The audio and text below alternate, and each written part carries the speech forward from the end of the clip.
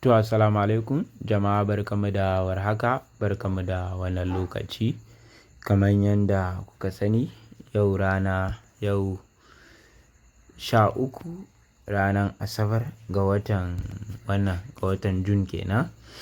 Wanda in ba ku manta ba a karatunmu na baya mun yi magana akan dama spot trading, wanda har muka fara da limit order, wanda a last video na ga da cewa na yi magana akan limit order ne, wanda insha Allahu yau gashi bayan 8 days ago mun dawo za mu yi magana akan na ɗayan nan market order. Amma kafin mu ci gaba, ina so in ƙara tunatar da ku game da wannan subscribing da comment da liking da share, domin ƙara min ƙarfin gwiwa ne idan na ga wani abu na ci gaba in kawo muku domin kuma ku amfana. Allah ya taimake mu mu baki ɗaya. Kafin mu yi bidiyon mu, zan ƙara tunatar mana da cewa a wannan harkan da muke na yau da kullum, ka sani kuma ka sa wani abu a ranka. Na farko, ka sa a ranka rabanka ba zai wuce ka ba. Duk yanda wasu suke samun kuɗi ko kai baka samu ba, ka tuna da cewa komai na da lokacin shi. Kuma idan Allah ya kaddara da cewa za ka samu kuɗi a wannan harkan man da muke, to wallahi unexpected kai ma za ka rasa ta ina ka samu. To idan ka ga baka samu ba, lokacin ka ne bai ba. Ba wai za ka ce a kai Allah ba ya san ka ba ne, ko kuma kai za ka sare wane ka riga shi farawa yanzu ya yi kuɗi ya bakka, ko kuma dai makamancin haka. A'a, ba a haka. Kawai ka sa a ranka da cewa time is time, lokaci ne. Kuma ka sa da cewa kowa, everybody get time ɗin shi, kowa na da lokacin shi. Yauwa, ka sa a ranka a wannan, kar wannan ya zo ya ringa damun ka. Don abin da zan gaya mana shine, a wannan harkan mun nan sosai akwai kuɗi a ƙasa, sosai akwai kuɗi. Sai dai idan rabanka bai zo ta kanka ba. Amma matuƙar kana trying, za ga da cewa za ka samu. Manyan traders da kuka ga sun yi success, akwai wani traders ɗin da sanda ya yi 10 years yana struggle. 10 years yana struggle, ba fiya, ba wani maganan ya ajiye kasuwa, wai ya zage kasuwa ya ce ya bar ta. 10 years yana struggle. Amma rana ɗaya, the boom is just one day. Rana ɗaya sai gashi ya samu abin da yake so. Manyan traders su kamar Swagtest, su wane ne duk gasu nan. Daga mai 6 years, 5 years, sai mai 3 years, sai mai 10 years, sai mai 8, 7 years. To kai da ka zo shekara 1-2, bai kamata a ce ka sare ba, saboda babu maraya sai rago. Kawai ka ta addu'a, insha Allah zai baka babban rabo. Saboda kamar yadda kullum na gaya muku, da move da ka'idan crypto da first ɗinta za ka yi loss ne, za ka yi asara. Na biyu sai ka koya. Na uku sai ka ci riba. First za ka yi asara, na biyu sai ka koya, na uku sai ka ci riba. Dama haka ne. Duk wanda kuka sani a crypto dai akwai 'yan lucky winner wanda Allah yake zaɓa. Kaga mutum ya zo a cikin 1 month, 2 months, Allah ya bashi wani babban rabo, ya kama wannan rabo ne.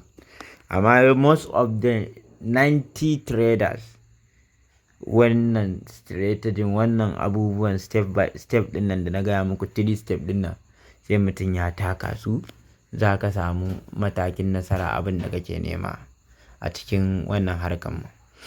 To kai tsaye dai ba yana cika mu da surutu ba, za mu tafi gaba ɗaya karatunmu akan market order. Wanda a karatunmu za ku ga yadda muka yi bayani a limit order a baya. Na farko, idan kana so ka canza order ɗinka, nan gurin ga su limit, ga market, ga stop loss limit, ga stop market, ga trailing stop, ga OCO, duka za ka iya yi. To mu yanzu muna nan market order ne, dama shi ne muka ce za mu yi bayani a yanzu. Market order yana da order ne kamar limit, amma bambancin shi kaɗan ne. Na farko, shi wannan market, idan an ce ma market, a market a hausance me ake nufi? In an ce ma market ana nufin kasuwa, ko market kasuwa, market kasuwa. To kaga tunda market kasuwa ne, menene kawai a sauƙaƙe shine market order. Kasuwan lokaci, order lokacin, siya a lokacin, siyan lokaci shine market order. In baka gane abin da nake nufi ba, na ga da cewa siyan lokacin shi market order kenan. To aka ce ma market order ma'ana kasuwan lokaci. Shi wannan market order ɗin complete ana nufin lokaci ake siya, ma'ana lokacin da ka siya. Yanzu kamar misali ga wannan USDC ɗin nan yana $1 ne. Tunda yana $1 ɗin nan, a yanzu nake so in siya, shine market order. Shi wancan limit ne, ko a saman shi ko a ƙasan price. Shi kuma wannan market order lokacin, ma'ana yanzu wannan token ɗin yana ma $1. Idan kafin na siya misali, kafin in siya, wannan ina buy ne, sorry, sell dan je. Misali yanzu yana ma $1. Misali idan na zo siya sai na ce na $100 USDT, kun gane? Zan siya. To sai aka zo sai ya ƙara farashi ya zama $1.2. To da ya zama $1.2, to fa a $1.2 shi dan siya. Ma'ana a lokacin da price, yanda price yake shi a lokacin naga, in ma yana $10 ne a market order lokacin zaka siya, in ma yana $2 ne a lokacin zaka siya, in ma yana $3 ne a lokacin zaka siya. To shi market order kenan. Kuma wani zai tambaye ni, kun ga shi market order ba kamar limit order ba. Saboda me? Yanzu shi market order misali sai da kuɗi ake market order. Yanzu in a ce ina da $1,000 a cikin Binance ɗina, to idan na yi haka, kaga 100% duka na $1,000. Idan na yi haka misali,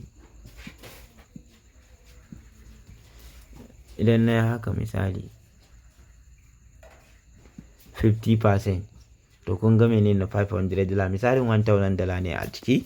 To yanzu idan kuma misali zan rubuta ne in sai za $500, to kun gani a nan market kawai a $1 ɗin nan 1.00021 ɗin nan, kawai ina danna siya, kawai gashi sun ce min login, saboda ban yi login ba a nan, kawai zai nuna ma buy wannan USDC ɗin nan kaza, very simple.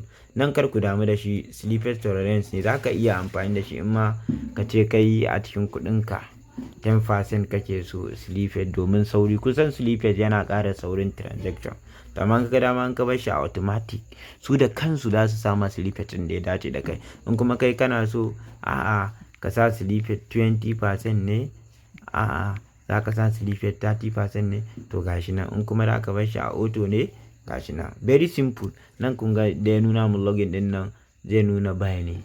Amma abin da ya sa ban yi login ba, dan baran yi login ɗin wanda akwai assets ina a ciki ba, saboda example nake muku, tunda kowa dai zai fahimta haka. Haka zalika idan sell ne ma, idan ka danna sell misali, gashi nan misali na $500 muka siya ai, to sai yana $1 sai ya dawo $2, sai muka ce za mu siyar, sai muka yi haka, muka ce to mu za mu siyar da na 50%.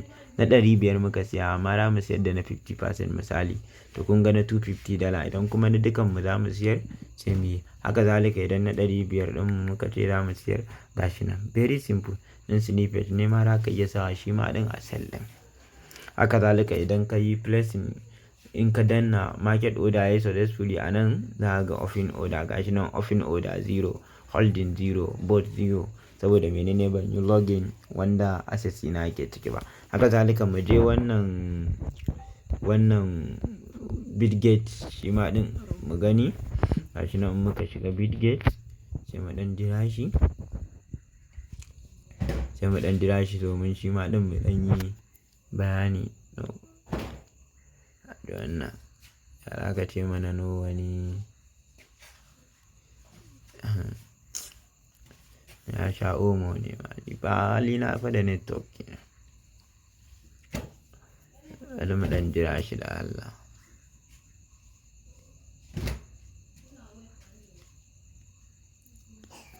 Bari mu ɗan jira shi.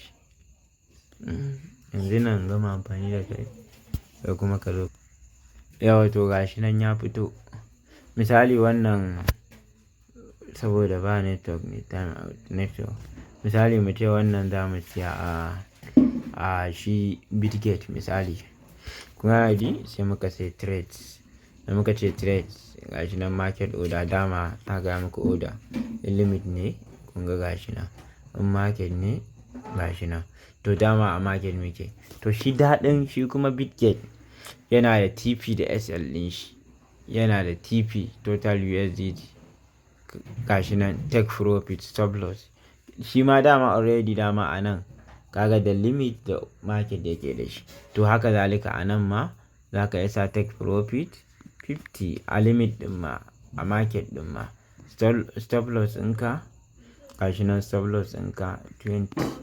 Bayan ka siya a market order za ka iya sa TP da SL. Entry ne ba a sawa entry saboda menene yana market order. Idan kuma a limit order ne za ka gani za ka iya sawa shi ma ɗin ka shirya shi yanda kake so. Amma yanzu muna market order ne. To wannan ma shi ma in muka ga dama sai mu ce USDT mu ce 10 USDT ko kuma mu ce all duk gashi nan duk yanda ka yi in Allah ya yarda duk ɗaya ne. Amma za ka sa a kaza amma za ka sami kun ga ya nuna 0.000 alamu ya nuna bani da ko guda ɗaya kenan. Kun gani? Inda ina da shi assets ɗin inda akwai kuɗi a ciki to za ku ga yanda zai nuna inda a ce akwai kuɗi a cikin Bitget ɗin. To ba kuɗi ne nake mana bayani amma dai dis da wanda da kuɗi a ciki da wanda babu da abu ɗaya ne. In ka gane wannan to kai ma ɗin za ka iya in ka sa kuɗinka sai ka je ka yi practice ka jaraba ka gani insha Allahu za mu dace. Wannan shine yanda ake amfani da market order a spot trading. Kowace exchanger ne na mana bayani da exchanger biyu. Na so in ɗan ringa taɓa mana Kuken saboda a Kuken shi ma ɗin akwai tsari irin nasu daban. Duk da dai idan ka iya guda ɗaya sai dai wani abin ƙarin haske ne kake buƙata amma just dan ka iya guda ɗaya a cikin wannan exchanger insha Allahu ba wanda za ta baka wahala saboda da abu ɗaya ne sai dai ya zamanto na wannan a hargitse yake fiye da wannan. Sai ya zamanto na wannan a hargitse yake fiye da wannan. To wannan ne shine ƙarshen bidiyon mu insha Allahu. Sai kuma next video wanda za mu tafi za mu ƙara yin karatu biyu akan order. Daga order kuma sai mu fita next level mu ga menene za mu ɗauka. Saboda karatun a fara shi daga duniya ya fi daɗi saboda duk wanda ya shigo sai ya san me yake yi ya fara daga farko ko zai amfana. Kar ku manta kafin in tafi ina so idan ka kalla wannan bidiyon kuma ka ji daɗi sosai. Bidiyon nan ka amfani da shi ya taimake ka. Kar ka manta da wannan abu 3 zuwa 4 su ne. Kar ka manta da subscribing, kar ka manta da liking, kar ka manta da sharing kuma kar ka manta da yi min addu'a. Kar ka manta da min addu'a saboda ina buƙatan addu'a a gare ku ɗan uwa musulmai. Allah ya taimake mu ba mu sa'a ka sa abin da muke yi mu ci moriyan shi. Kuma kafin in tafi zan ƙara gaya mana rayuwar nan sai mun ƙara haƙuri sosai. Sai mun daure mun cije mun yi haƙuri da ko da ba ma samu yau mu ringa hangen kaman gobe da mu samu. Kar mu ringa hangen ai wane yayi kuɗi ni ya za a yi ni ma na yi kuɗi. Ka hanga kai ma ɗin gobe kai ne saboda ba wanda ya san goben shi. Idan ka je ka tambayi duk wanda ka gan shi yau yana jin daɗi kalan wahalan da ya sha a rayuwa kalan sare wanda ya yi za ga da cewa naka ba komai ba ne. Akwai wanda shi sanda ya cire rai ma da shi wannan harkar ya cire rai gaba ɗaya amma da yake dai rabon shi dai yana ciki unexpected kawai rana ɗaya kawai sai ka ji boom kawai. To kai ma kar ka taɓa sarewa ka ta neman ilimi kuma ka ta haɗawa da addu'a. neman ilimin a ciki shine mai wahala. Samun capital ɗin ba mai wahala bane. In akwai ilimin shine zai janyo capital ɗin. Allah ya taimake mu ya bamu sa'a. Goodbye everybody. Thank you. See you in the next video.